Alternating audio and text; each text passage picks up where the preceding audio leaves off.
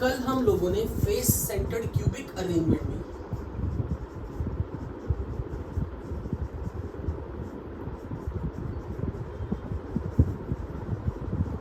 और यूं बोल दूं क्यूबिक क्लोज पैकिंग अरेंजमेंट में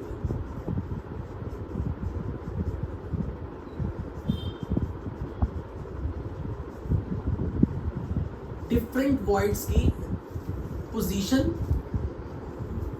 और दूसरी चीज डिफरेंट वॉइड्स का आपस में हमने डिस्टेंसेस कवर किए थे, डिस्टेंसेस कंपेयर किए थे। पर उस पर क्वेश्चन कैसे आते हैं, अब एक बार उन पे चर्चा करते हैं कि क्वेश्चंस किस तरीके से पूछा जाएगा। अब आप ये मान के चलो, जब भी कभी एफसीसी पैकिंग होगी, क्यूबिक क्लोज पैकिंग होगी, तो उसमें हमेशा सबसे पहले जो एटम्स उस एफसीसी अरेंजमेंट में अरेंज होगा वो कहलाएगा उस लैटिस का होस्ट, जिसने वो लैटिस बनाया, जिसने वो यूनिट सेल बनाया।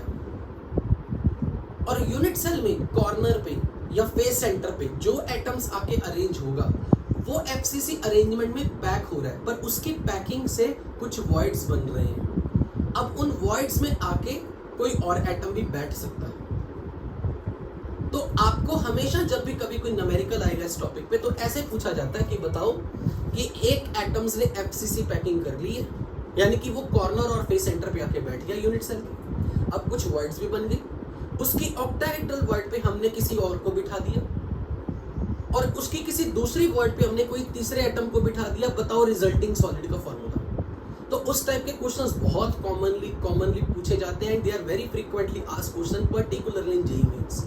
तो 2-3 एग्जांपल करते हैं तो आपको फील आ जाएगी कि क्वेश्चन एग्जैक्टली जो हमने कल किया उस पे क्वेश्चन आते किस तरह के। A solid is made up of oxide ions arranged in cubic close packed arrangement.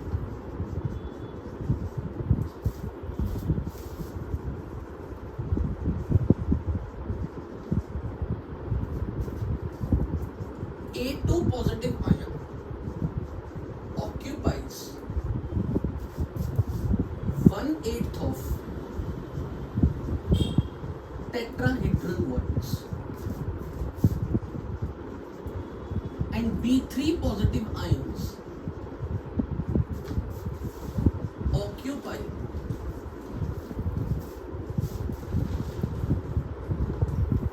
half of octahedral words. What is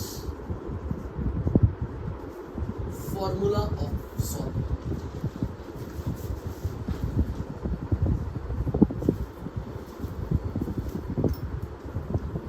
एक सॉलिड है जिसमें oxide ions cubic close packed arrangement में अरेंज है। यानी कि पहली लाइन ने हमें यह बताया कि पूरे यूनिट सेल को बनाया किसने है, ऑक्साइड आयंस ने बनाया। ऑक्साइड आयंस कहां कहां है, क्यूबिक क्लोज पैक्ड अरेंजमेंट में, यानी कि एफसीसी लैटिस है। यूनिट सेल एफसीसी है, यानी कि यहां पर अगर मैंने एक मींस कि अगर एक अपने पास यूनिट सेल है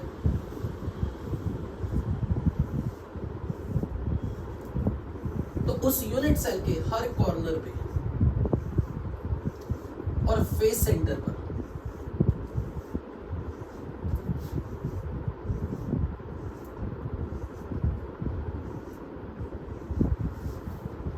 कॉर्नर और फेस सेंटर पर कौन बैठा है, ऑक्साइड आयन O2-। तो सबसे पहले जो आयन लैटिस बनाएगा उसकी संख्या चेक करो, number of oxide ions per unit cell देखनी है, रैंक देखनी है। Number of oxide ions per unit cell will be, corner पर है और फेस सेंटर पे है। कॉर्नर वालों की कंट्रीब्यूशन 1/8 और 8 के 8 कॉर्नर है, और हर फेस सेंटर की कंट्रीब्यूशन, हर फेस सेंटर की कंट्रीब्यूशन हाफ, और 6 फेस सेंटर के लिए टोटल मिला के 4। तो यहां पर इस सॉलिड में टोटल ऑक्साइड आयंस जो हैं वो 4 है। क्या मैं हर बार म्यूट हो रहा हूं?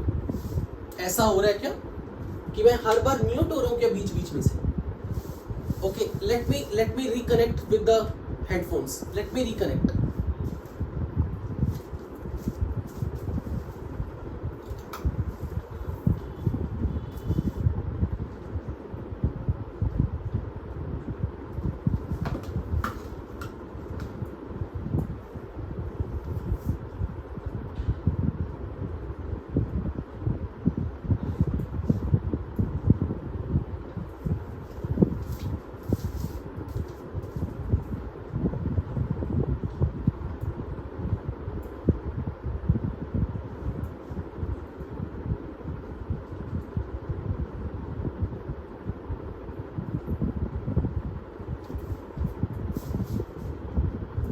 अब चेक करके बताओ कि अभी भी ऐसा हो रहा है?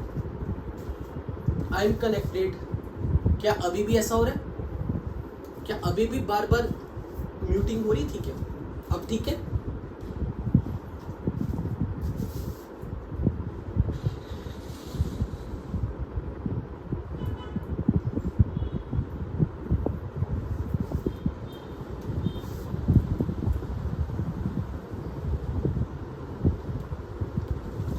Now what is that everything fine? अब ठीक है? ओके, चलो. तो हमें जो FCC यूनिट सेल है उसमें 4 ऑक्साइड आयंस मिल गए. 4 ऑक्साइड आयंस. टोटल FCC में 4 ऑक्साइड आयन है. तो अब ये बताओ पूरे यूनिट सेल के अंदर नेगेटिव चार्ज कितना हो गया? अगर 4 ऑक्साइड है उनका टोटल नेगेटिव चार्ज कितना हो गया? क्योंकि हर ऑक्साइड पे -2 चार्ज है, तो टोटल -8. तो इसका मतलब इस सॉलिड को जब आप केटाइंस दोगे तो उन केटाइंस का टोटल पॉजिटिव चार्ज +8 होना चाहिए, तभी वो सॉलिड स्टेबल है. अगर total positive charge of all cation should be total negative charge of all anions. अब देखते हैं कि जब FCC अरेंजमेंट बनता है तो कितनी वॉइड्स बनती थी. हमने कल ये चीज देखी थी, टेट्राहेड्रल वॉइड्स FCC में कहां आती थी? हर बॉडी डायगोनल पे 2-2. तो total tetrahedral voids, total number of tetrahedral voids will be 8. All tetrahedral voids were at the body diagonal at a distance of √3a/4. Her body diagonal पर 2 tetrahedral void थे.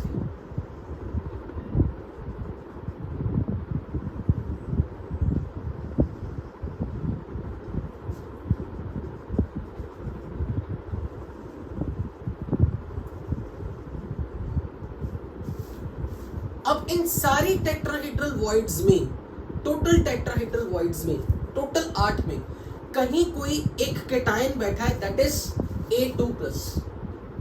लेकिन A2+ कितनी tetrahedral voids occupy कर रहे हैं? 1/8 of tetrahedral void. तो total tetrahedral void कितनी है? 8. उसका 1/8 कितना हो गया? 1. इसका मतलब total number of A2+ ion occupied tetrahedral void is 8 into 1/8, that is 1. यानी कि ये जो टोटल हमने 8 टेट्राहेड्रल वॉइड्स बनाई, उनमें से एक वॉइड के ऊपर एक केटाइन बैठा है A2+. A2+ is occupying 8 tetrahedral void. So 7 tetrahedral voids are not occupied. 7 tetrahedral voids are empty.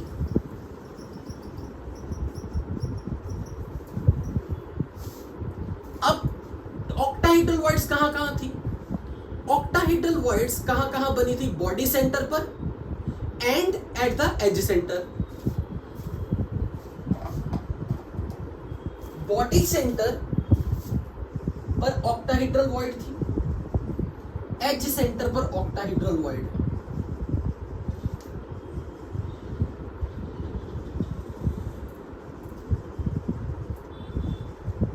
तो total octahedral void per unit cell कितनी आएंगी कंट्रीब्यूशंस काउंट करते हुए?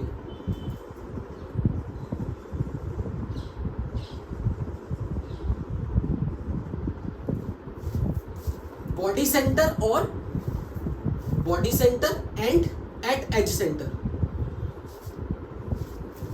So octahedral voids are at edge center and at body center. That is 12 edges, each of contribution 1/4 plus 1 at the body center, total 4.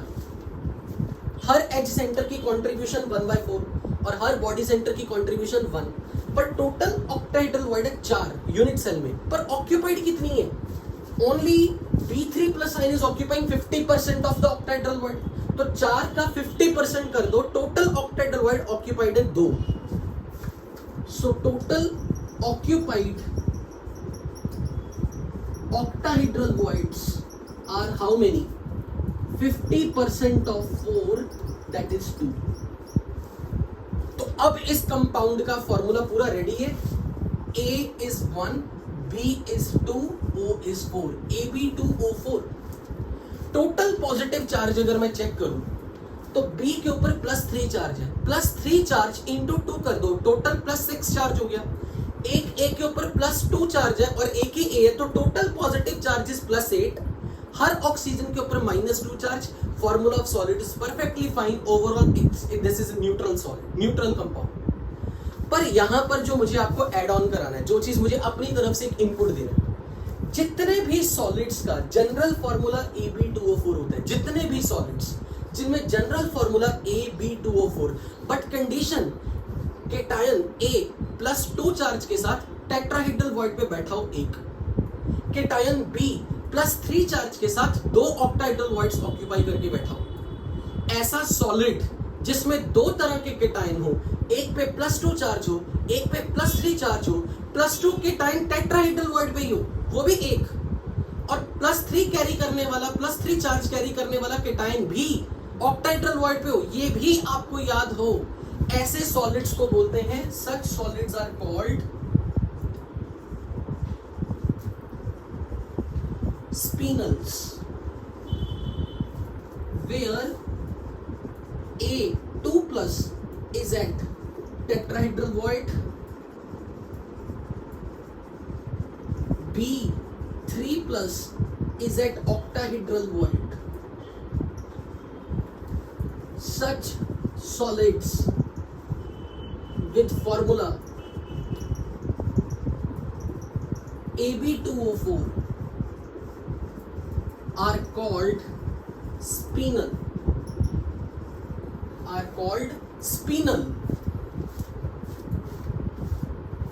आने वाले time में आपने inorganic पढ़नी है. जब P block, D block coordination compounds आएंगे तो वहां पर आपको ऐसे कंपाउंड्स बहुत मिलेंगे. तब आपको ये याद आ जाना चाहिए, जब भी कोई कंपाउंड के फॉर्मूला में 2 ऑक्साइड मिक्स्ड होके बैठे, मैंने ये वर्ड बोला, 2 ऑक्साइड मिक्स होके बैठे हो. क्यों? फॉर एग्जाम्पल,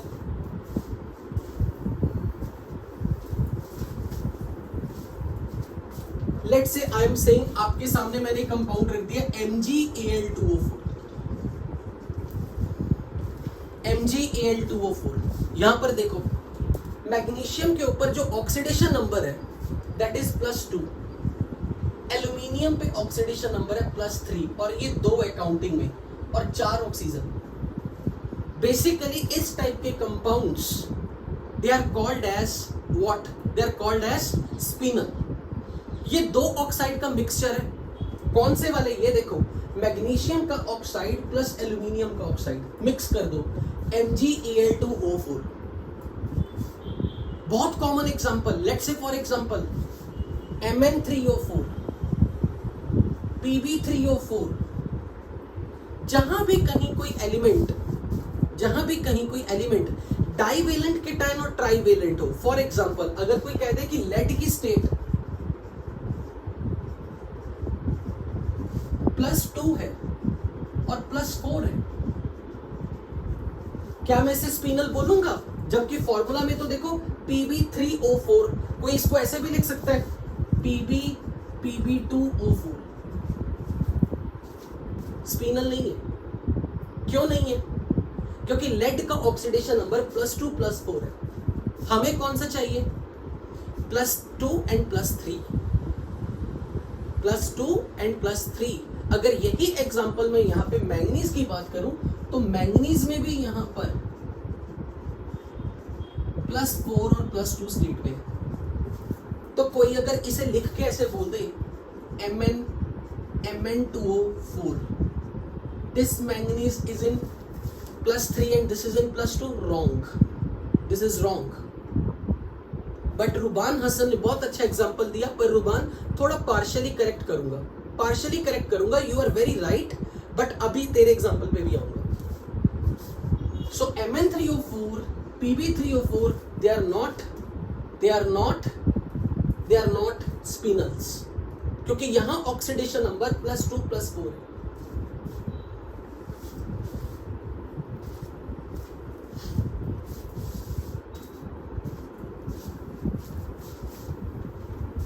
इन स्पिनल्स की अगर मैं आपको डेली लाइफ में बताऊं ना, ये स्पिनल्स दे are very important.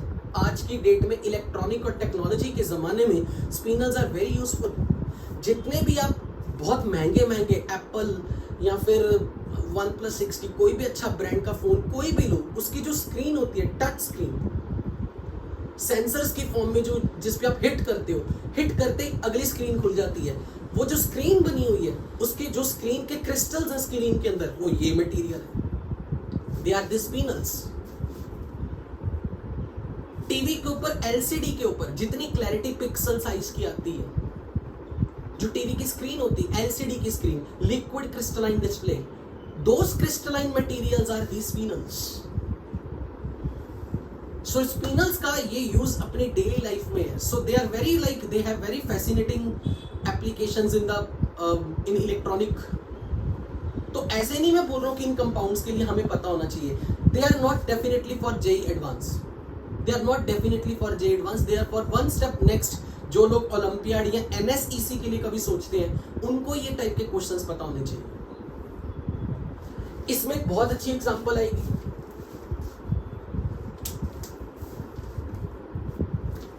Cobalt CO3O4। Coordination आप पढ़ चुके हो। Cobalt exist in +2 and +3 state.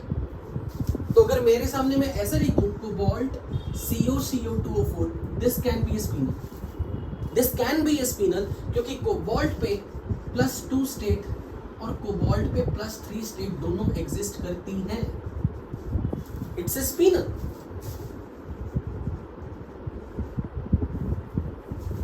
क्योंकि cobalt can exist in +2 and +3 oxidation number.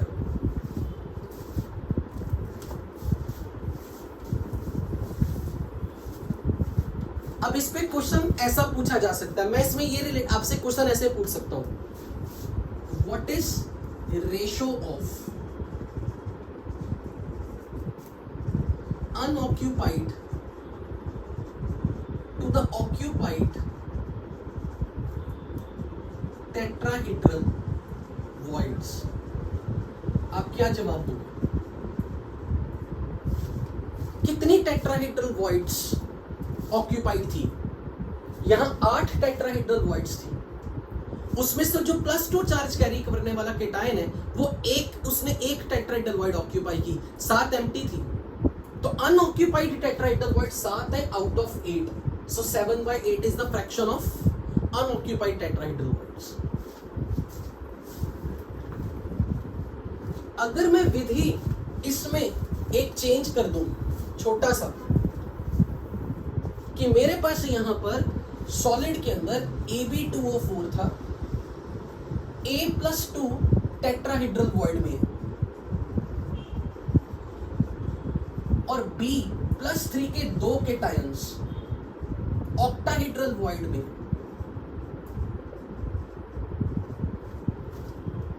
तो अगर शुभम में इस एक B3+ को ऑक्टाहेड्रल वॉइड से निकाल के टेट्राहेड्रल वॉइड में डाल दूं, क्या फॉर्मूला में चेंज आएगा?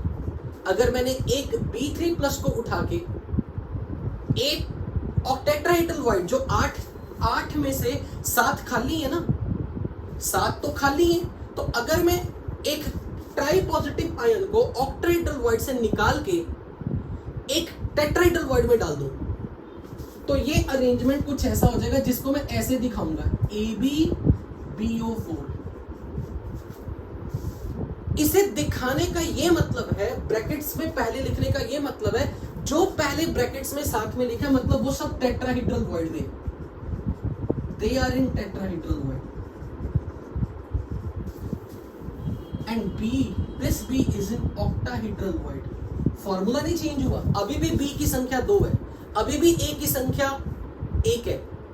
अगर किसी स्पिनल स्ट्रक्चर में मैंने ये चेंज कर दिया कि जो दो ऑक्टाहेड्रल वॉइड पे B3+ था, उसको उठा के, एक को उठा के मैंने टेट्राहेड्रल वॉइड में डाल दिया। 7 टेट्राहेड्रल वॉइड थी, 7 टेट्राहेड्रल वॉइड अभी भी खाली थी, उनमें मैंने एक B3+ ला के रख दिया।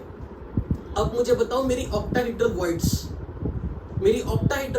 एक पे एक ऑक्यूपाइड है, तो अब ऐसे स्ट्रक्चर को क्या बोलते हैं? This is called inverse spinel structure.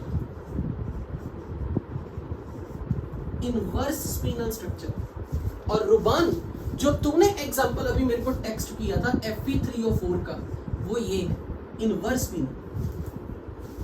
Fe2+ and Fe3+ both occupies tetrahedral voids, and one Fe3+ in octahedral void, and remaining 4 oxygen जो है वो as it is। Fe3O4 is inverse spinal।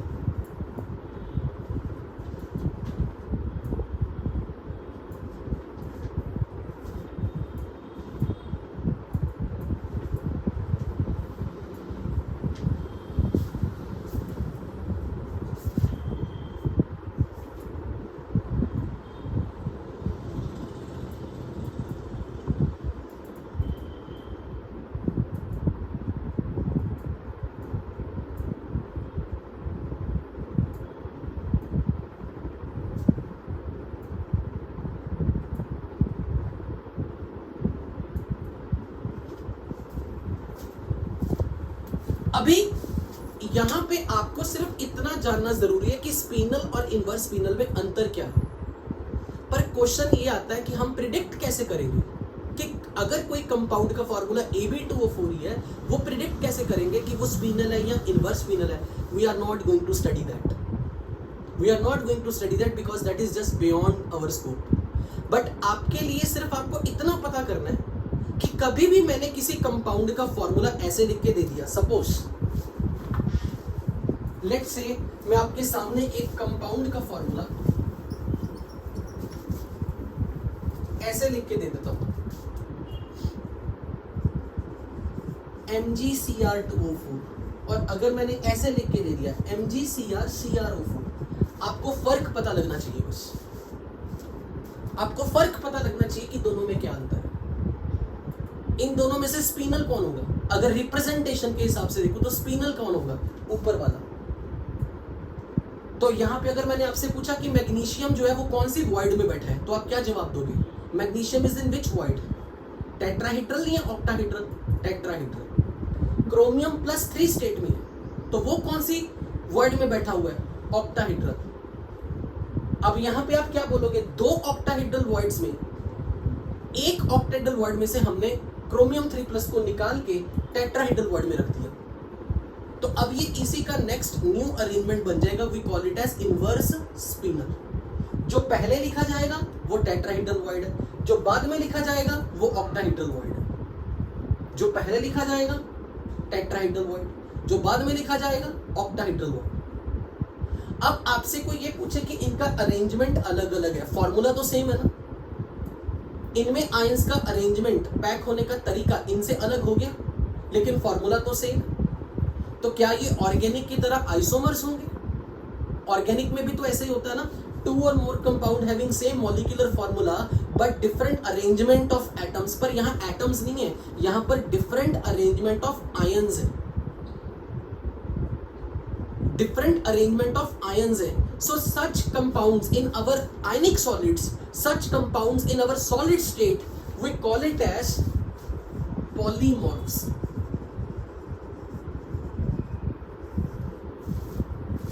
Polymorphs polymorphs वो compound होते हैं जिनका formula तो same है, एक ही फॉर्मूला है, लेकिन उनका स्ट्रक्चरल अरेंजमेंट, आयंस के पैक होने का तरीका डिफरेंट होगा। Polymorph is like, you can call it, you can relate it with isomer, but polymorphs का मतलब है दो, एक या एक से ज्यादा अरेंजमेंट, डिफरेंट अरेंजमेंट। पर हमारे पास यहां पर जो कंपाउंड है, सॉलिड है, वो सेम है, फॉर्मूला वही है। So these are polymorphs, you can call it them as polymorphs.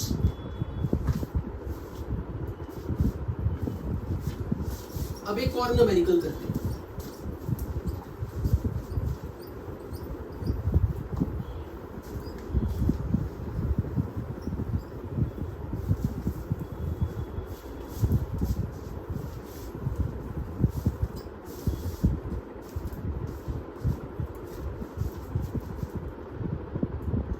Oxide ions are arranged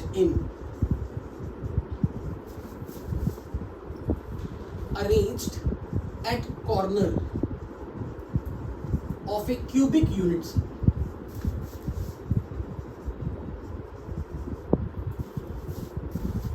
Barium 2+ ions are at every corner,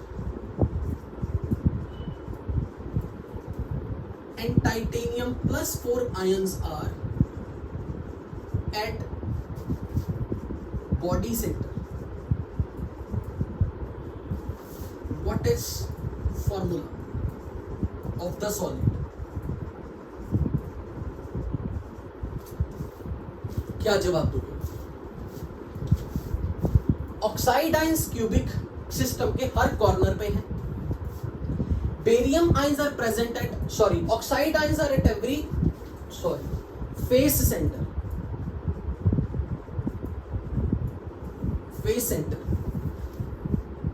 Oxide ions are at every face center.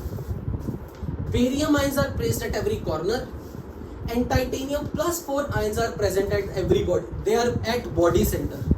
What will be the formula of solid? What do you think?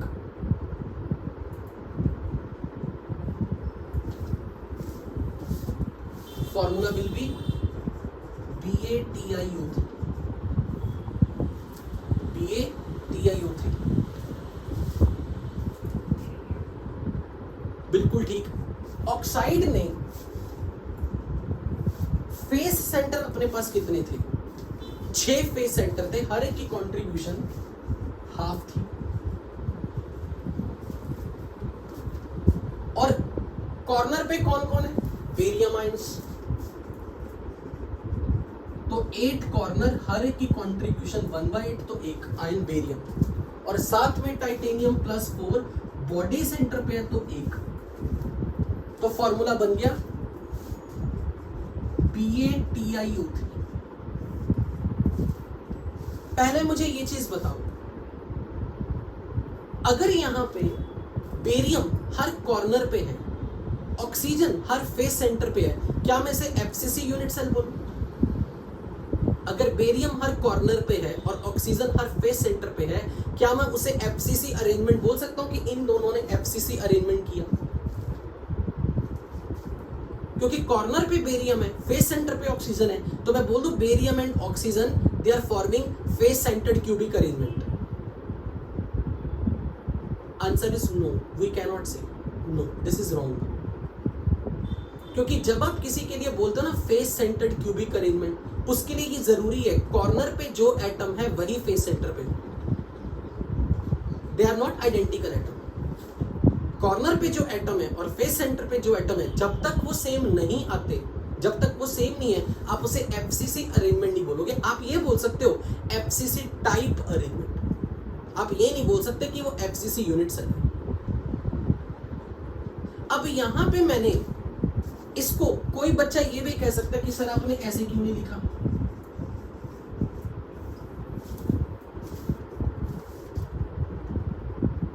तो यहां पर मैं ये समझाना चाहता हूं कि यहां पर एक पैटर्न, एक तरीके से फॉर्मूला लिखा जाता है AbO3 arrangement, where A should be +2 charge carry करने वाला ion and B should be the ion which carries +4 charge, divalent and tetravalent. This type of molecule जिसमें एक डाइवेलेंट आयन हर कॉर्नर पे हो, टेट्रावेलेंट आयन बॉडी के centre पे हो, और जो ऑक्साइड है वो हर फेस सेंटर पे है, such molecules we call them as perovskite structure। perovskite structure।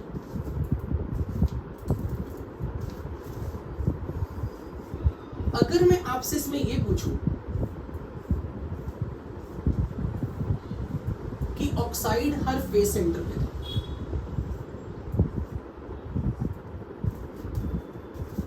और मैं बेरियम को एक अलग कलर से दिखा रहा हूं, टाइटेनियम को एक अलग कलर से।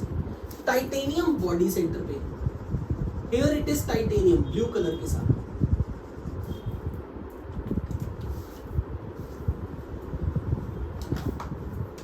And barium ion is at every corner.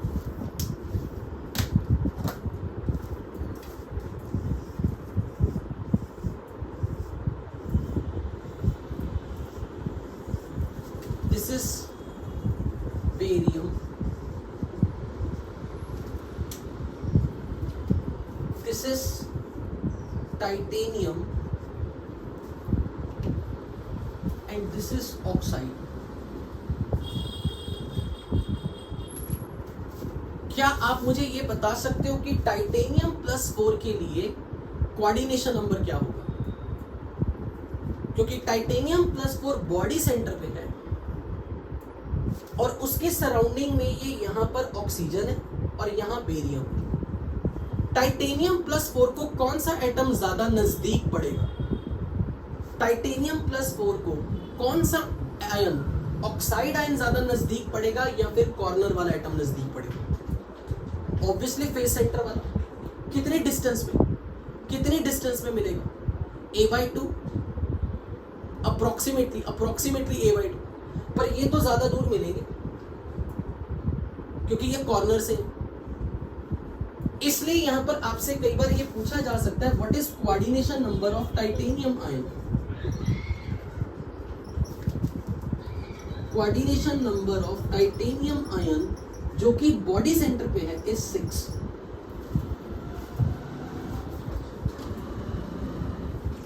In molecules की भी अपनी सिग्निफिकेंस है डेली लाइफ में। इन मॉलिक्यूल्स में ये प्रॉपर्टी है कि जब आप इनके ऊपर कोई फोर्स अप्लाई करते हो तो इसमें से इलेक्ट्रिक सिग्नल डाइपोल जनरेट होते हैं। तो जब आप इन सॉलिड्स में जब आप हिट करते हो, इनको किसी प्रेशर देते हो, इनमें इलेक्ट्रिक डाइपोल्स जनरेट होते हैं। So this is the property of that.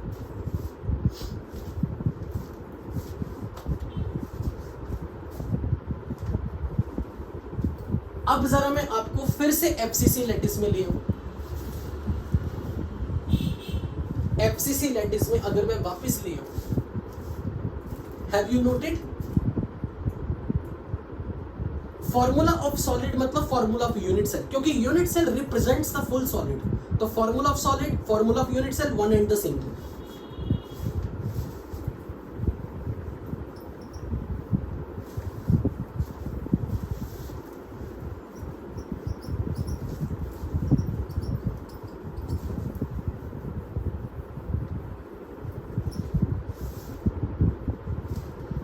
जब आप लोगों ने, कल मैंने एक क्वेश्चन दिया था जिसका आंसर मेरे को टेलीग्राम ग्रुप पे बहुत अच्छा, मतलब बहुत अच्छे से मिला बच्चों से।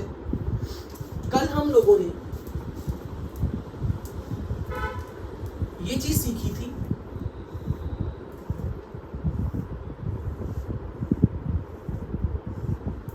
कि जब एटम्स कॉर्नर और फेस सेंटर पर है,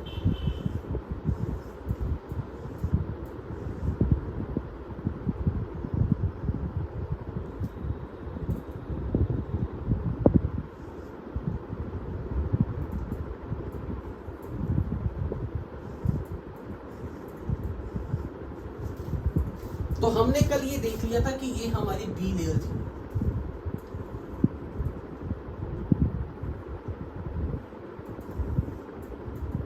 this was our B layer,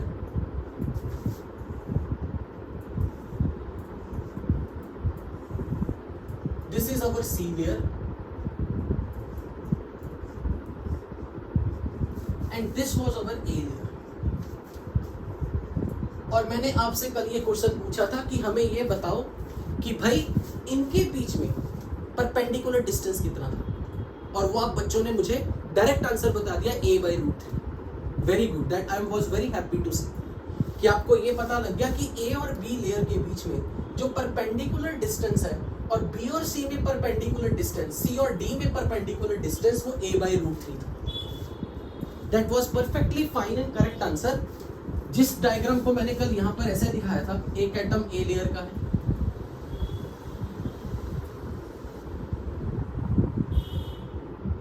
so this is B layer atom,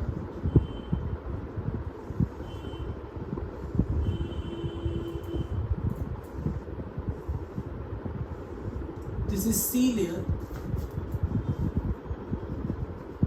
and this is again A layer.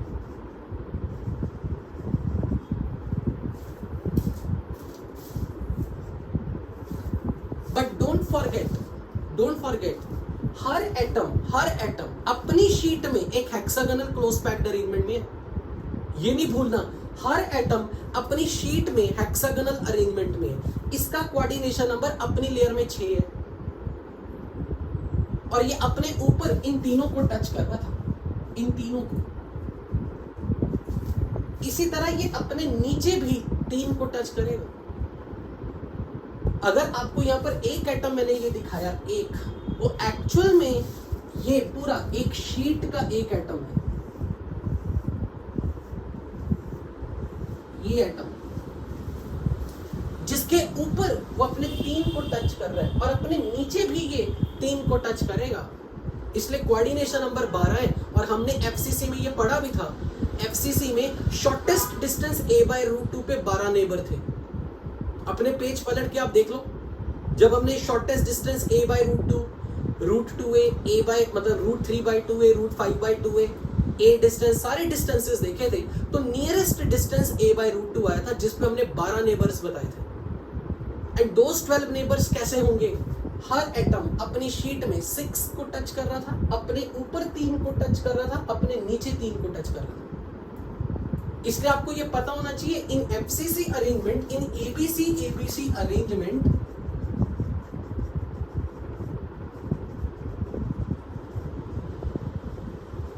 each atom touches 6 atoms in its layer and 3 atoms in the layer lying above to it, and 3 atoms of a layer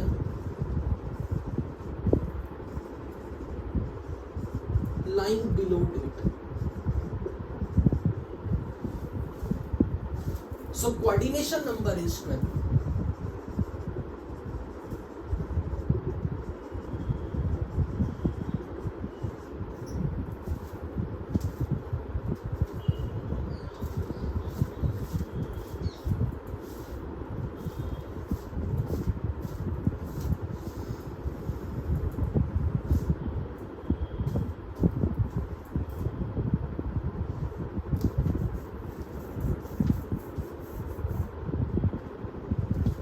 ये चीज हमें पता होनी चाहिए।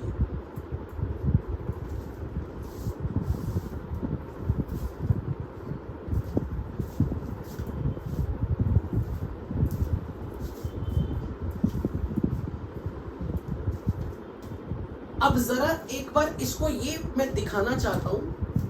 मुझे अब एक बात ये बताओ, ये 3 एटम और ये 3 एटम, बी लेयर का एटम और ये सी लेयर का एटम, ये 3 एटम और ये 3 एटम ने मिलकर यहां कौन सी वॉइड बनाई होगी?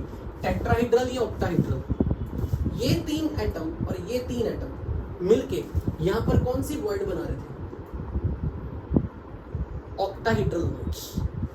बिल्कुल उसकी सीधी रेखा में फोर्थ लेयर का एटम है, सीधी रेखा में। तो मैं ये बोल सकता हूं कि जो फोर्थ लेयर का एटम है वो उस ऑक्टाहेड्रल वॉइड को कवर कर रहा है जो सेकंड और थर्ड लेयर से मिलके बनी। क्योंकि जब थर्ड लेयर सेकंड लेयर के ऊपर आएगी तो जो ऑक्टाहेड्रल वॉइड बनेगी, अगर आप उस ऑक्टाहेड्रल वॉइड पे फोर्थ लेयर का एटम रखोगे तो एबीसी अरेंजमेंट बनेगा। तो अगर ये स्टेटमेंट कभी आपके सामने आती है कि फोर्थ लेयर के एटम को सेकंड और थर्ड लेयर की कौन सी वॉइड पर रखने से फोर्थ लेयर का एटम फर्स्ट लेयर के आइडेंटिकली अबव आ जाएगा, तो आपको ये पता होना चाहिए कि इन तीन ने मिलके एक ऑक्टाहेड्रल वॉइड बने। उस ऑक्टाहेड्रल वॉइड पे जाके एक एटम फोर्थ लेयर का बैठ गया। फोर्थ लेयर का atom is lying above the octahedral void of the layer which is formed by the second and third layer। तो ये स्टेटमेंट आपको पता होनी चाहिए। So when atom of the fourth layer covers octahedral void formed by second and third layer, it results into FCC arrangement।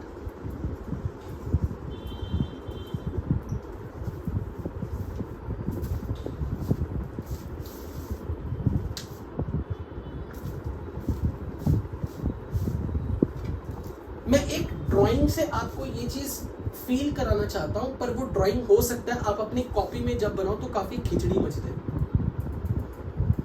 तो मैं फिर भी एक ट्राई करना चाहता हूं। अगर आपको समझ आया ये स्टेटमेंट को समझाने के लिए मैं ड्राइंग के थ्रू, तो बहुत अच्छी बात है, नहीं तो आपको यहां से क्लियर होना चाहिए कि बी लेयर के ये 3 एटम और सी लेयर के ये 3 एटम जो ऑपोजिट ट्रायंगुलर ओरिएंटेशन में है, इन्होंने मिलके जो एक एम्प्टी स्पेस बनाई है, जस्ट उसके ऊपर आपने फोर्थ लेयर का एटम रख दिया, तो अब ये कवर हो गई, ये वॉइड कवर हो गई इसके थ्रू।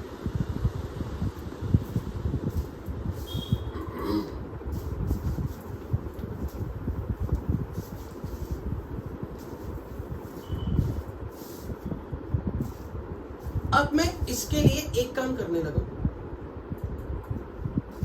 छोड़ो मिक्स हो जाएगा सब कुछ, छोड़ो। ये नोट कर लिया, ये नोट कर लिया, ओके।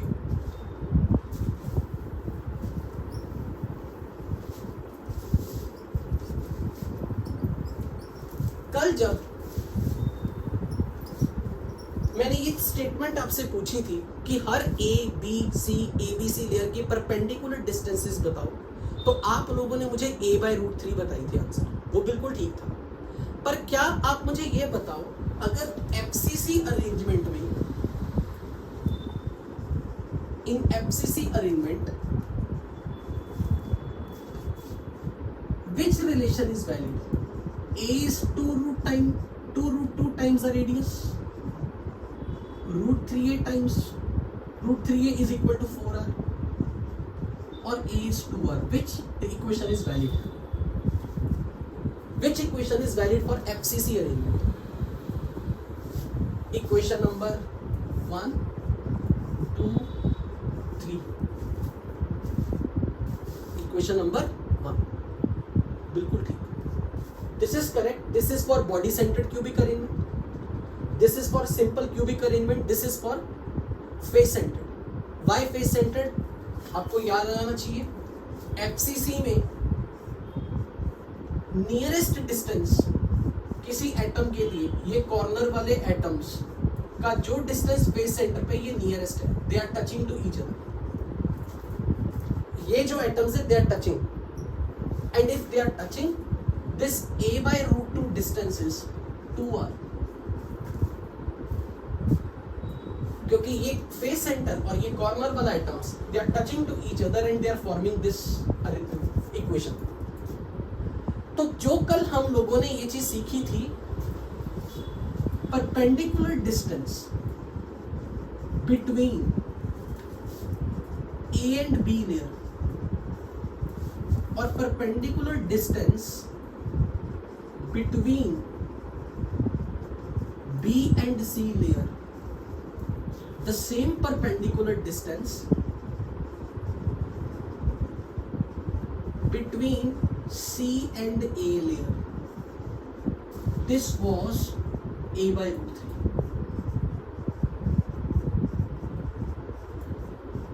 और अगर मैं इसमें A का वैल्यू सब्स्टिट्यूट कर दूं तो this distance will be 2√2/3 R. This is A by root 3.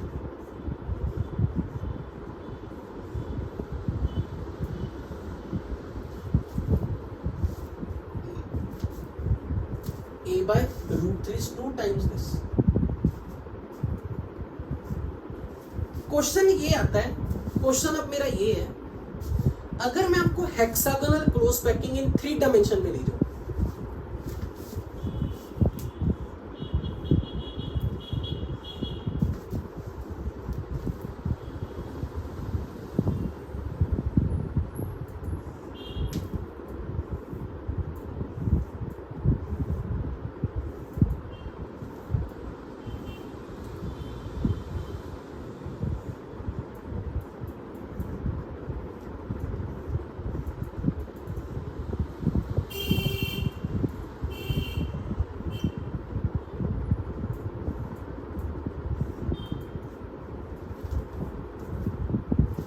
अगर मैं हेक्सागोनल क्लोज पैक लेयर में अगर मैं वापस ले जाऊं, उस दिन आपने ये चीज पढ़ी थी, यहां पर 6 एटम्स हैं,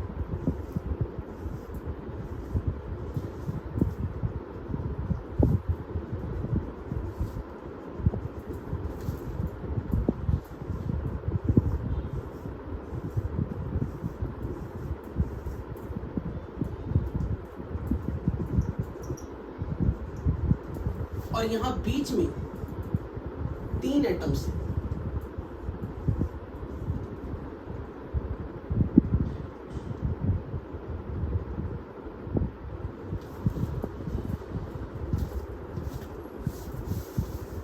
उस दिन आपने इसकी हाइट कैलकुलेट की थी, height of this complete hexagonal unit cell.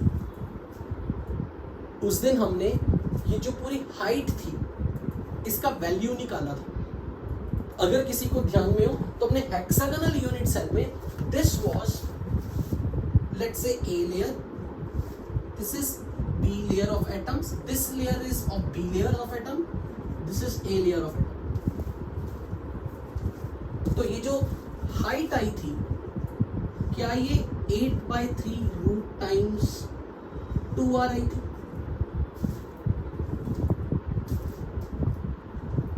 8/3 square root times 2R. This was nothing but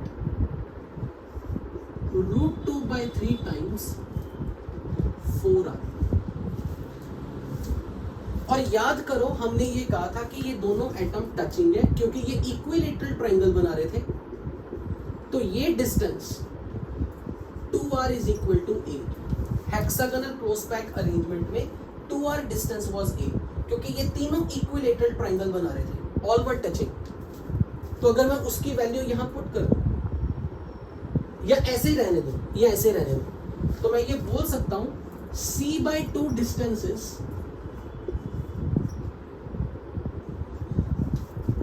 C/2 distance will be this, यानी कि B लेयर और A लेयर के बीच का परपेंडिकुलर डिस्टेंस, B लेयर और A लेयर के बीच का perpendicular distance will be C/2।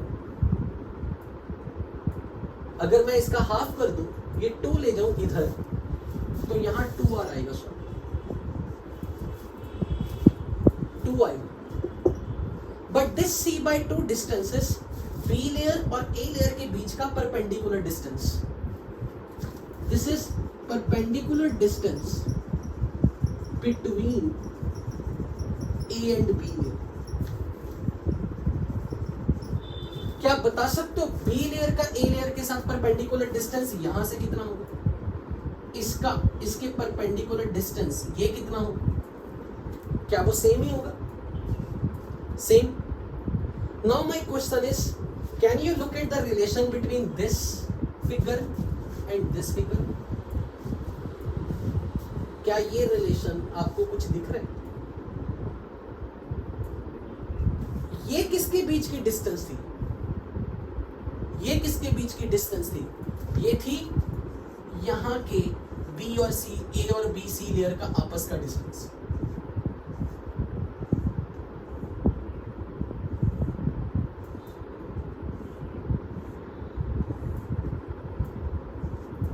This was the perpendicular distance between these two layers, B and C. This was perpendicular distance between A and B. This was perpendicular distance between C and A layer. A B layer, B C layer, C A layer का perpendicular distance. क्या वो distance same इतना ही जितना यहाँ पर A और B layer में? So that should be in your memory कि जो हेक्सागोनल क्लोज पैक में ए बी अरेंजमेंट में दो लेयर के बीच का डिस्टेंस होता है, वही एफसीसी में भी होता है। यानी कि यहां पर दो लेयर का परपेंडिकुलर डिस्टेंस और यहां दो लेयर का perpendicular distance, it is identical. So the perpendicular distance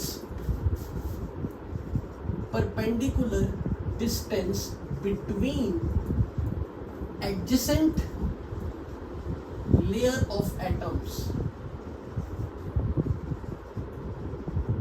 in hexagonal closed packing and FCC packing in 3 dimension is same. That is 2r times square root of 2/3.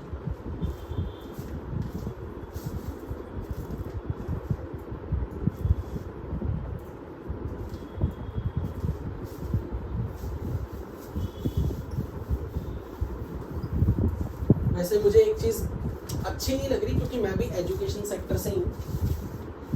जैसे मैंने एकदम से कह दिया कि मैंने टेलीग्राम ग्रुप में देखा कि रिलायबल या फिर कोई दूसरे अनअकैडमी वाले कुछ लोग थे जो कुछ ऐसा न्यूसेंस कर रहे थे। कोई भी हो सकता है, वैसे कोई भी किसी भी नाम से आजकल एंटर हो जाता है। So I don't want to criticise any brand because ideally I should not do that because I am the part of the same education sector.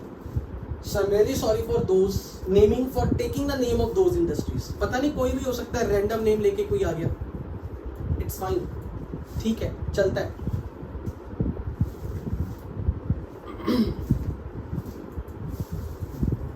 मैं क्यों बोलूँ ऐसे किसी भी इंस्टीट्यूट का नाम जब तक हमारे पास कोई प्रूफ ही नहीं और हम क्यों बोले ऐसा?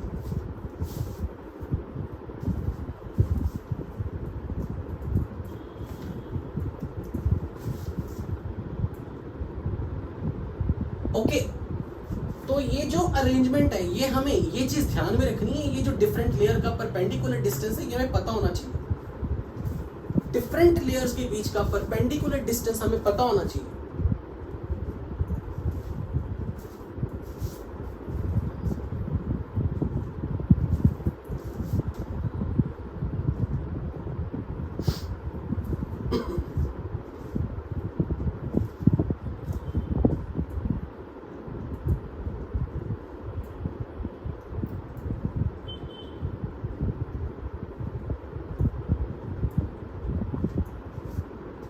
हमें जो आज सीखना है, जिसके लिए बेसिकली आज की क्लास का जो मोस्ट क्या बोलते हैं the point at the climax, वो हमें देखना है कि भाई हेक्सागोनल अरेंजमेंट में टेट्राहेड्रल वर्ड्स कहाँ कहाँ है, ऑक्टाहेड्रल वर्ड्स कहाँ कहाँ है. अब हमें आज वो देखना है.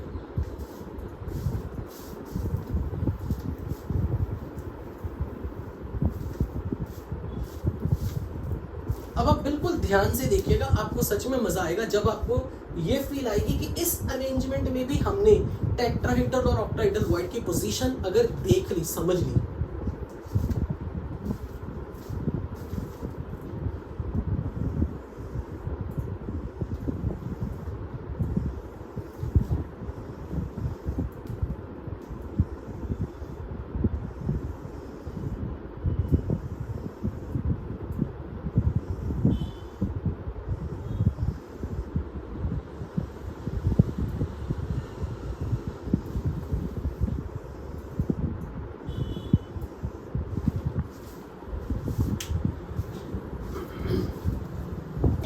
सपोज करो बच्चों, मैं आपका ध्यान इस एटम पे ले जा रहा हूं जिसके अराउंड 6 एटम्स हैं।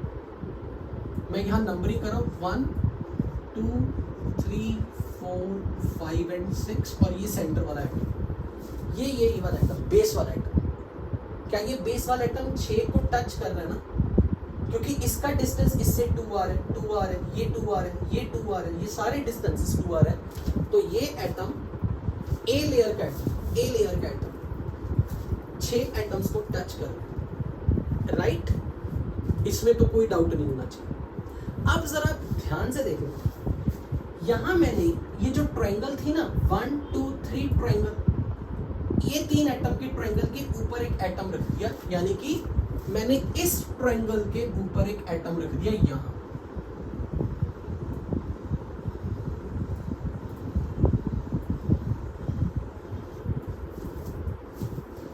सो मैंने इन 3, लेट्स से अगर मैं ये 6 इक्विलेटरल ट्रायंगल की नंबरिंग कर दूं तो ये पहला इक्विलेटरल ट्रायंगल है, सपोज उसकी वर्टिकल हाइट पे मैंने एक एटम रख दिया। तो यहां मैंने ब्लू कलर से एक एटम मार्क किया, अगर आपको ये दिख रहा हो blue colour.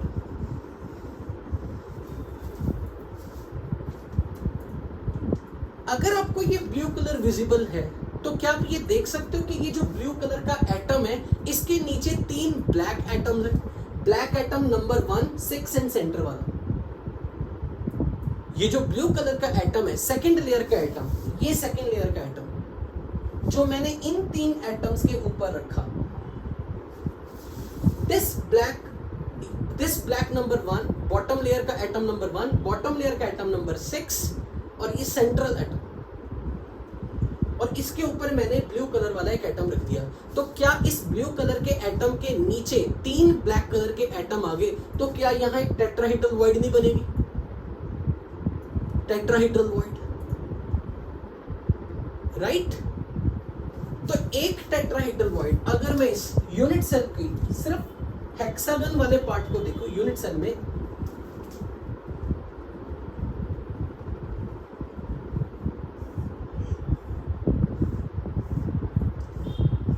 Atom number 1 6 2 3 4 and 5,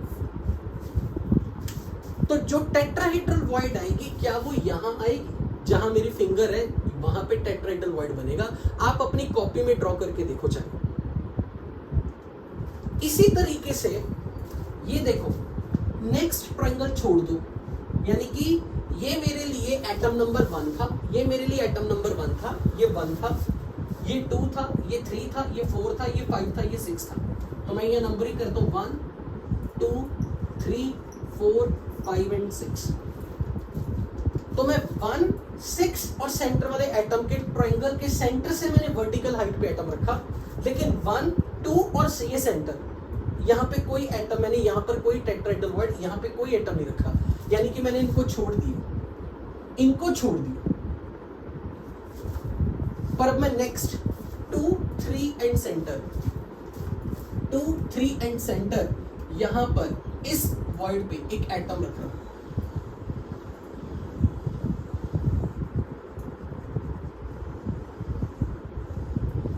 क्या अब आप ये देख सकते हो कि यहां एक टेट्राहेड्रल वॉइड बनी? एटम नंबर 2 3 और ये सेंटर वाला ब्लैक जिसके ऊपर मैंने यहां पे ब्लू कलर का एटम रख दिया, यहां पर एक टेट्राहेड्रल वॉइड बन गई। 2 3 ट्रायंगल पर हमने एटम रख दिया। अब नेक्स्ट 3 4 और सेंटर को छोड़ दो, 4 5 और सेंटर पे आ जाओ, 4 5 और सेंटर, 4 5 और ये सेंटर, यहां भी एक एटम रख दिया।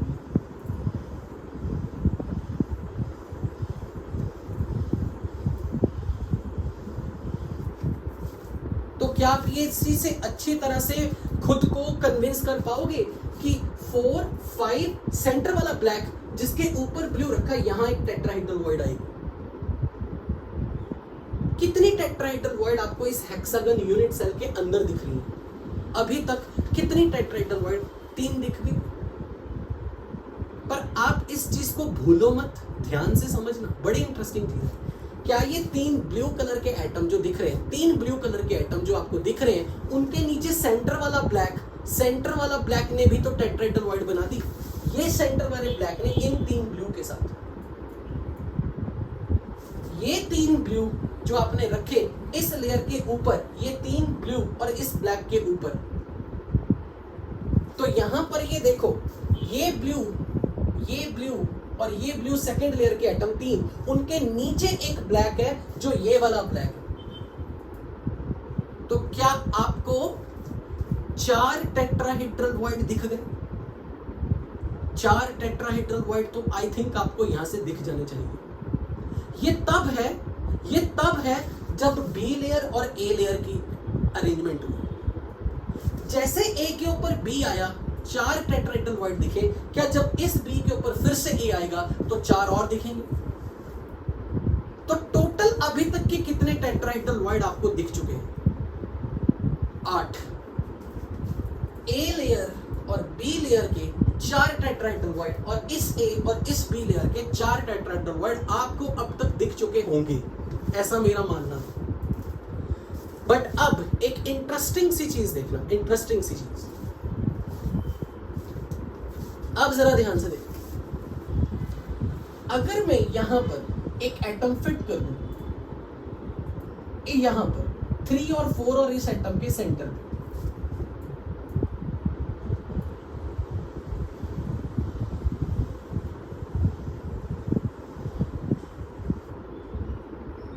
और 4 और ये वाला एटम के centre, this is atom number 4।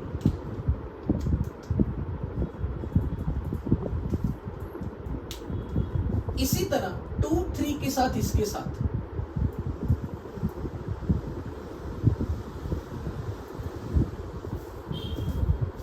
अब अगर आप यहां पर देखो, क्या आपको जहां मैंने 3 नंबर की मार्किंग की है उसके ऊपर 3 ब्लू कलर के एटम्स दिख रहे हैं? 3 ब्लू, और नीचे जहां पे मैंने मार्किंग नंबर 3 रखी हुई है, ये ब्लू और ये वाला ब्लू, 3 ब्लू, और उसके नीचे ब्लैक नंबर 3, क्या वो इस कॉर्नर पे आपको दिख रहा है टेट्राहेड्रल वॉइड? एक कॉर्नर पे जैसे यहां पर ऐसा दिख रहा है, ये 3 ब्लू और ये नीचे वाला ब्लैक। एक्चुअल में वो कॉर्नर नहीं है, वो एक्चुअली एज का सेंटर है, एज। क्योंकि आपको वो कॉर्नर इसलिए दिख रहा है क्योंकि आपको उसे मैं ऐसे दिखा रहा हूं, जबकि वो ऐसे पड़े हुए, रियलिटी में वो ये है, इस 3 के ऊपर यहां कहीं है। क्योंकि टेट्राहेड्रल वॉइड एक 3 डायमेंशनल वॉइड है, तो ऐसा हो रहा है, नीचे 30 नंबर का एटम, 3 नंबर का, और यहां कहीं 3 ब्लू है, नीचे 3 नंबर का एटम है, और ये 3 ब्लू ने मिलके इसके साथ एक टेट्राहेड्रल वॉइड बनाया है, जो 3 नंबर वाले कॉर्नर के जस्ट ऊपर है। 3 नंबर कॉर्नर जो है वो कॉर्नर नहीं है, वो एज का सेंटर है, कुछ एज पॉइंट। आई थिंक आपको ये चीज समझ में आई होगी। तो जैसे इस कॉर्नर से ये एज पे दिख रही है वॉइड, इसी तरीके से हर कॉर्नर से ऊपर है, हर कॉर्नर से ऊपर, हर कॉर्नर से ऊपर, हर कॉर्नर से ऊपर। तो हमारी कितनी टेट्राहेड्रल वॉइड आपको और दिख रही हैं जो इस एज के ऊपर लाई करेंगी? 6, क्योंकि ये भी एज है, ये भी एज है, ये भी एज है, ये भी एज है, ये भी एज है, वर्टिकल लाइंस 6। तो अगर जैसे 6 पे आपको नीचे दिख गए, इसी तरीके से ऊपर से भी तो नीचे 6 दिखेंगे, ऊपर से भी तो नीचे 6 दिखेंगे, यानी कि ये 12 दिखी हैं आपको जो हर एज पे आती है, एज पे, यानी कि हर एज पे 2 टेट्राहेड्रल, एक ऊपर से एक नीचे से, एक ऊपर से एक नीचे से, ऊपर से नीचे से।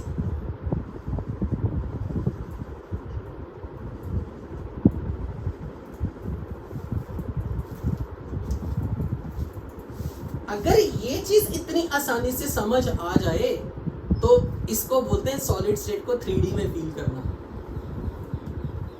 ध्यान से समझना, मैं फिर से अटेम्प्ट कर रहा हूँ, क्योंकि ये लास्ट वाली जो आपको वर्ड है ना, वो अभी तक आपको फील नहीं हुई। वो शायद बहुत सारे ऐसे हैं जो भोंदूराम जो नहीं समझ पाए। ये देखो,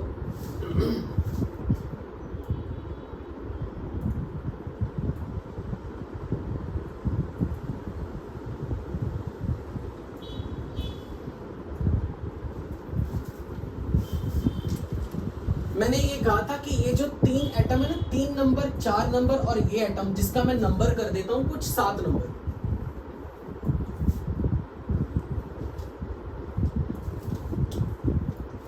सात नंबर, 3, 4, 7 की ट्रायंगुलर वॉइड पे एक एटम रख दो।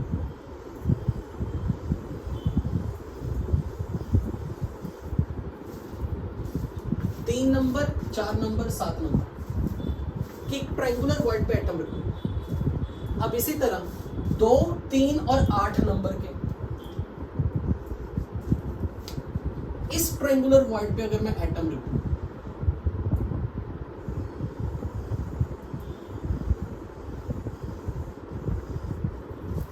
तो अब यहां पे जरा चेक करो, ये 3 ब्लू, ये जो 1, 2, 3 ब्लू, उसके नीचे एक ब्लैक दिख रहा है जिसका ब्लैक की नंबरिंग 3 की हुई है।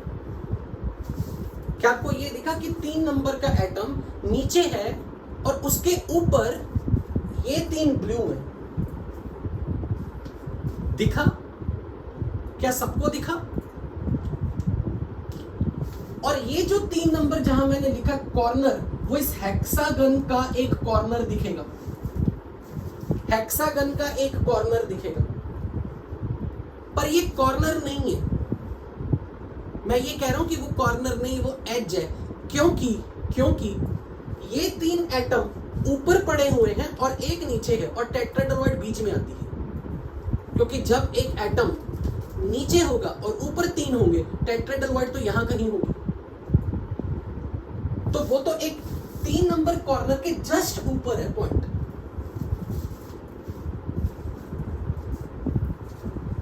चलिए आपको मॉडल से दिखाने का प्रयास किया जाए, क्योंकि जब तक आपकी तसल्ली नहीं, मजा नहीं आता। चलो देखो, लुक एट हियर, ये ए बी अरेंजमेंट है। जरा अब यहां पर देखना, आपको क्या ये 3 ग्रीन दिखने चाहिए। कौन से 3 ग्रीन? 1, 2, 1, 2 और यहां मैं एक ग्रीन रखने लगा हूं, और यहां से 1, 2 और ये 3, और इन तीनों का सेंटर ये एज के ऊपर जाएगा। यहां से यहां ये लाइन जो ज्वाइन हो रही है ना, व्हाइट वाली लाइन, इसके सेंटर पे जाएगा। अगर मैं यहां एक एटम रख दूं, कुछ समझ आया?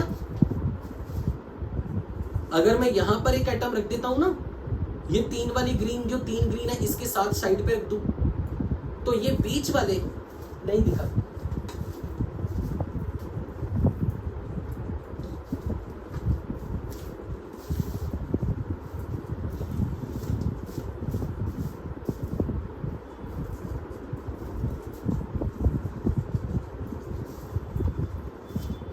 लुक एट हियर, इस वक्त आपके सामने आपको ये व्हाइट बॉल दिख रही है, white ball. Can you see this white ball? ये व्हाइट बॉल तो सबको दिख रही है। चेक करो, इसकी फ्रंट में मैंने यहाँ पे 1, 2, ये 2 ग्रीन रखे हैं, ये 2 ग्रीन, 1, 2 ये ग्रीन। अगर एक ग्रीन बॉल यहाँ आ जाए, तो ये व्हाइट के ऊपर ये 3 ग्रीन आएंगे। अगर यहाँ एक ग्रीन बॉल आ जाए, तो ये व्हाइट के ऊपर ये 3 ग्रीन दिखेगी। तो मुझे लगता अब समझ आया होगा। अगर मैं यहां एक ग्रीन बॉल रख दूं, रख ही देता हूं, ये जरा देखना,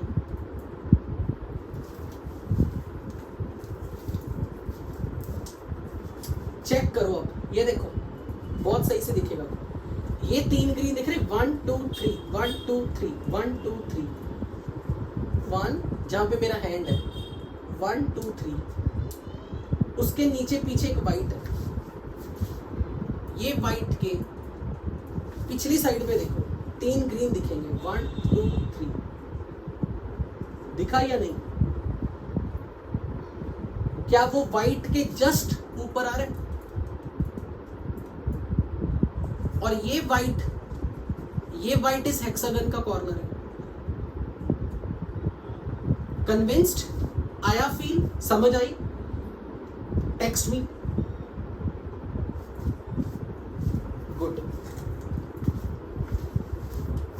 तो ये एज के सेंटर पे जाएगा। अब एज सेंटर की कंट्रीब्यूशन कितनी है? एज सेंटर की कंट्रीब्यूशन कितनी है? इस एज की कंट्रीब्यूशन 1/3, 1/6 नहीं, 1/3।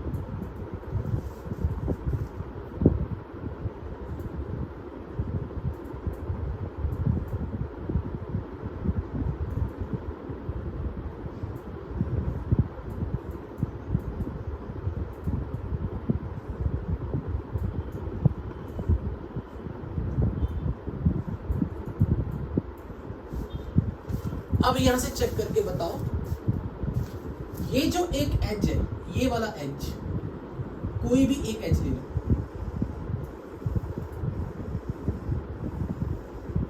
ये कितने हेक्सागन यूनिट सेल का कॉमन एज है? ये जो एज है, ये कितनी हेक्सागन का कॉमन एज है? 3 हेक्सागन का। मानते हो? यूनिट सेल जो 3 है, तो हर एज की कंट्रीब्यूशन एक यूनिट सेल के लिए कितनी होगी? 1/3, 1/3। तो अब मुझे बताओ यहां पर total number of tetrahedral void per unit cell कितना? Total number of tetrahedral voids per unit cell.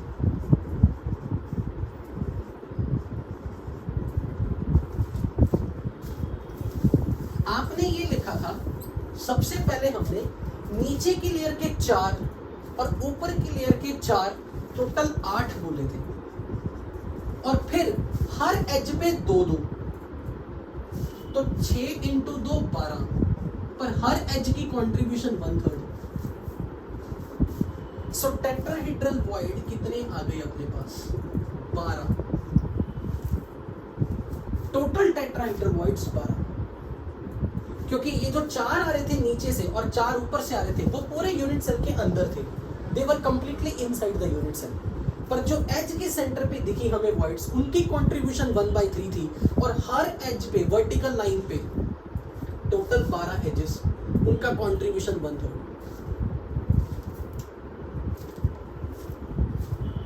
So this is total 12 tetrahedral void per unit cell. How many number of atom per unit cell? How many number of atom per unit cell in this? How many number of atom per unit? 6. And how many tetrahedral void? 12. What is the ratio? Number of atom per unit cell और tetrahedral voids का ratio. क्या ये चीज FCC में भी थी? क्या ये चीज FCC में थी? जितने number of atom per unit cell, उसका डबल tetrahedral voids है, right? So number of tetrahedral voids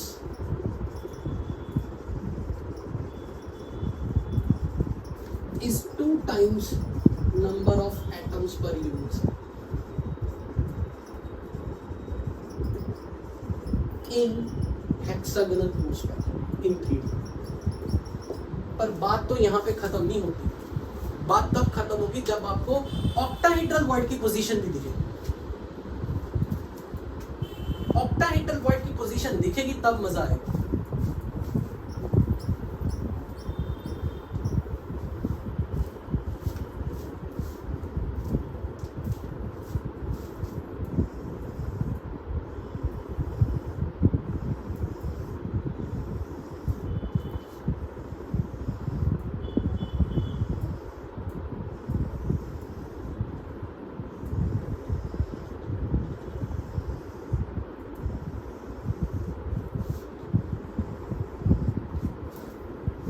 फिर से उसी के मैं नंबरिंग कर रहा हूं 1 2 3 4 5 एंड 6 और मैं 3 रेड कलर के एटम अब रखने लगा। 1 2 और इसका सेंटर यहां एक रेड रखा। तो मुझे ये बताओ, जैसे मैंने रेड कलर का एटम यहां रखा 1 2 और सेंटर पे, ये कौन सी वॉइड बन गई? जैसे मैंने एक एटम 1 2 और इस तीसरे के सेंटर के ऊपर रख दिया तो एक टेट्राहेड्रल वॉइड। अब 2 2 3 और सेंटर को छोड़ दिया, लेकिन 3 4 और इसका सेंटर।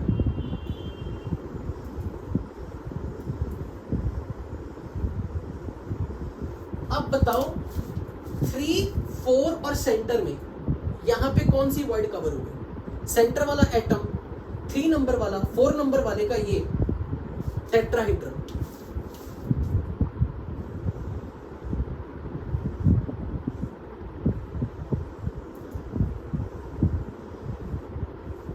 सिक्स 5 और सेंटर वाला एटम, ये कौन सी वॉइड? ये कौन सी वॉइड? ये कौन सी वॉइड?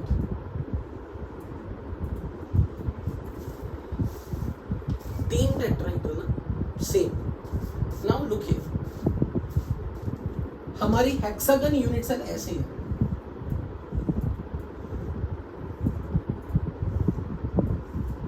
हमारी हेक्सागन यूनिट सेल ऐसे, लुक एट हियर।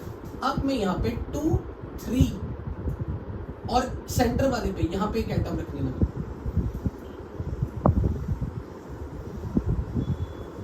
अब मुझे ये बताइए, ये वाला रेड, ये वाला रेड और ये वाला red, red number this, red number this, red number this, 3 red के नीचे क्या तो 3 ब्लैक दिख रहे हैं? 3 ब्लैक। जहां मैंने 3 रेड लगाए 1 2 और 3, उसके नीचे 2 3 और सेंटर वाला यहां दिख रहा है कुछ? वो ऑक्टाहेड्रल वॉइड।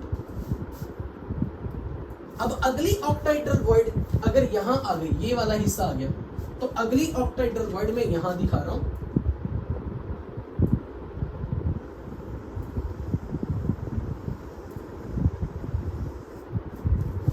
वन 6 और सेंटर, 1 6 और सेंटर के ऊपर 3 रेड यहां।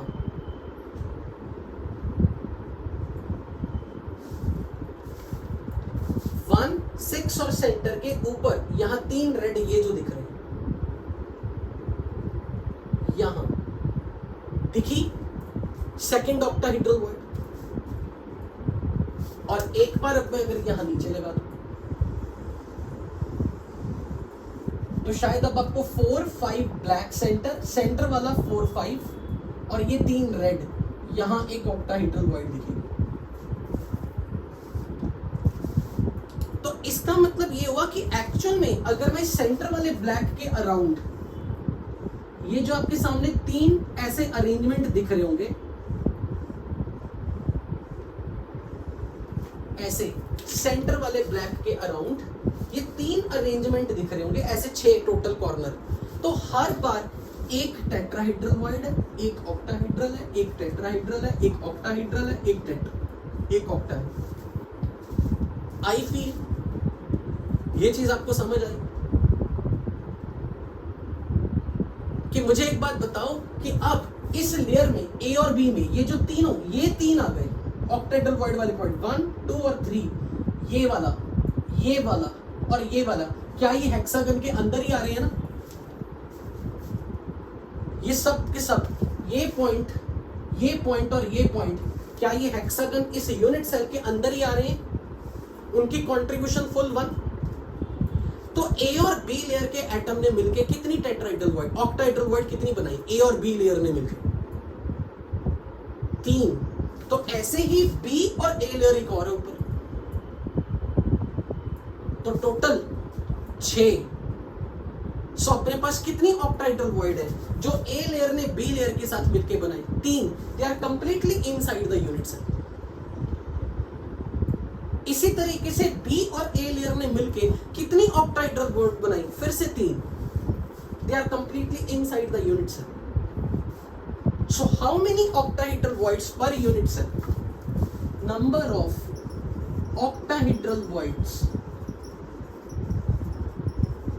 per unit cell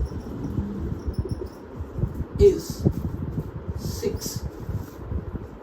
A layer and B layer, they form 3 octahedral voids completely inside the unit cell.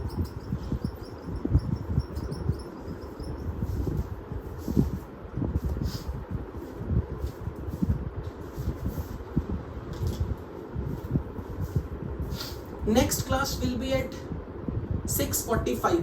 Your next class will be from 6:45. That is the announcement from OP sir कि आपकी next class 6:45 पे होगी. So I think आपको यहां पर ये चीज 6:35 not 6:45, this is 6:35. तो आपको यहां पर ये पता लग गया होगा कि जब भी कभी आप ए बी पैकिंग करते हो तो कितनी ऑक्टाहेड्रल वॉइड आती हैं? 3। और कितनी ए और बी लेयर में? 3। तो बी और ए लेयर में भी 3 आएंगी। अगर ए और बी में 3 तो बी और ए में भी 3, तो total 6 octahedral void per unit cell आएंगी जिनकी contribution they are completely inside this hexagon 1 2 3। इसलिए अगर कभी कोई आपसे ये पूछ ले बताओ भाई ऑक्टाहेड्रल वॉइड कहां है, आप सीधा बोलोगे कि जब भी एक सेंट्रल एटम के राउंड जब आप एटम्स रखते हो तो 6 वर्टेक्स बनते हैं, 6 वर्टेक्स। तो अगर 3 टेट्राहेड्रल वॉइड अल्टरनेटिवली 1 3 5 पोजीशन पे होंगी तो 2 4 6 पोजीशन पे ऑक्टाहेड्रल वॉइड होगी। तो अब एक क्वेश्चन को देके मैं क्लास वाइंड अप करूंगा जिसका आंसर आप अभी बहुत इजीली बता पाओगे।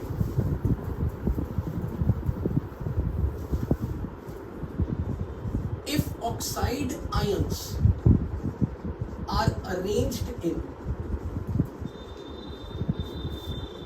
AB arrangement,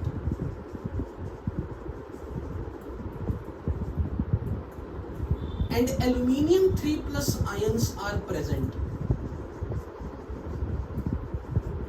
at 2/3 of octahedral voids, what is the formula of salt?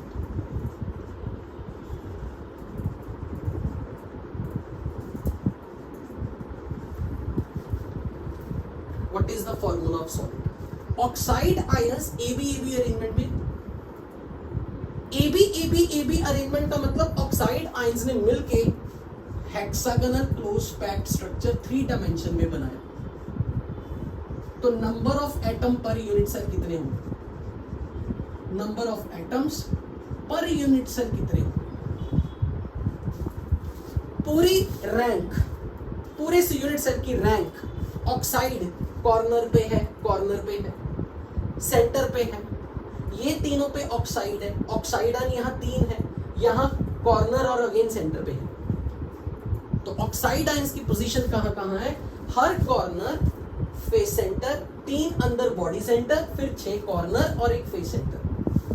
Oxide ions are how many? 6 number of atoms per unit cell, 6 atoms per unit cell. How many octahedral voids? अगर 6 atom per unit cell के होंगे तो octahedral void कितनी बनेगी? 6 या 12? 6। जितने number of atom per unit cell उतनी ही ऑक्टाहेड्रल वॉइड बनती है, बराबर। So total octahedral voids per unit cell is 6. How much are occupied? 2/3 are occupied. 2/3 are occupied. What is the 2/3 number of 6? 2/3 of 6 will be how much? 4. Aluminium 3+. तो अगर aluminium 3+ 4 है, oxide ions 6 है, तो ऐसे solid का formula क्या होगा? ऐसे सॉलिड का फॉर्मूला क्या होगा? Al4O6 and simplified it Al2O3. सो इस तरह के सवाल आपको सॉलिड स्टेट में पूछे जाते हैं. यहां तक जितना आपने आज पढ़ लिया, ये इस चैप्टर के सबसे टफ पार्ट में से गिना जाता है. आज वाली क्लास, कल वाली और जो हमारी एक पिछली क्लास थी. Just a minute, I want to make an answer, please carefully listen. अभी मुझे ओपी सर का मैसेज आया, he is not well, he won't be able to take your class, तो आपका नेक्स्ट क्लास नहीं होगा. तो आप लोगों ने अगर ये चीज ध्यान से सुन ली हो, तो यहाँ पे नीचे लिखा है कि ओपी सर का कि I am not well, I am not able to take the class. I don't know is he genuine और नॉट, बट यहाँ पे लिखा एक मैसेज आया था मेरे पास. तो मैं फिर भी बोलूंगा, आप एक काम करना, 6:35 पे एक बार चेक कर लेना, क्योंकि सर ने पहले मेरे पास ये मैसेज आया था कि 6:35 पे मैं क्लास लूंगा. बट आई डोंट नो कि ये जेन्युइन है या कोई और स्टूडेंट है. आप देख लेना यार, लॉग इन करके देख लेना. पर मेरे पास यहाँ पर दोनों तरह के मैसेजेस आए, so I am not able to identify कौन फेक है कौन जेन्युइन है. ओके, बट ठीक है, आज की क्लास यहीं पे समाप्त होती है. तो आज की क्लास में आपने हेक्सागोनल क्लोज पैक्ड स्ट्रक्चर में टेट्राहेड्रल और ऑक्टाहेड्रल वॉइड की पोजीशन देखी, और आपको आइडिया लग गया होगा कि क्वेश्चन किस टाइप के आएंगे. क्वेश्चंस जब भी कभी कोई आएगा, अगर आपको वॉइड से रिलेटेड क्वेश्चन आता है, तो वो वॉइड से रिलेटेड क्वेश्चन बिल्कुल इसी तरीके से आएगा. आपको पैकिंग दे दी जाएगी. उस पैकिंग में अगर आपको रैंक पता है, तो आपको पता होना चाहिए उतनी ही ऑक्टाहेड्रल वॉइड है और उसकी डबल टेट्राहेड्रल वॉइड. और फिर कितनी ऑक्टाहेड्रल वॉइड ऑक्यूपाइड है, कितनी टेट्राहेड्रल वॉइड ऑक्यूपाइड है, वो क्वेश्चन में बताया जाएगा. अकॉर्डिंगली आप फॉर्मूला बना लो. So I think this is all about the today's class. Now it's finished, so I think you must have enjoyed the class or you must have learned something new. तो मिलते हैं next class में. यहाँ पे आज की chapter, यहाँ पर जितना हमने चैप्टर कर लिया, ये सबसे टफ पार्ट यहाँ पर कंप्लीट होता है. Thank you so much, enjoy your day ahead.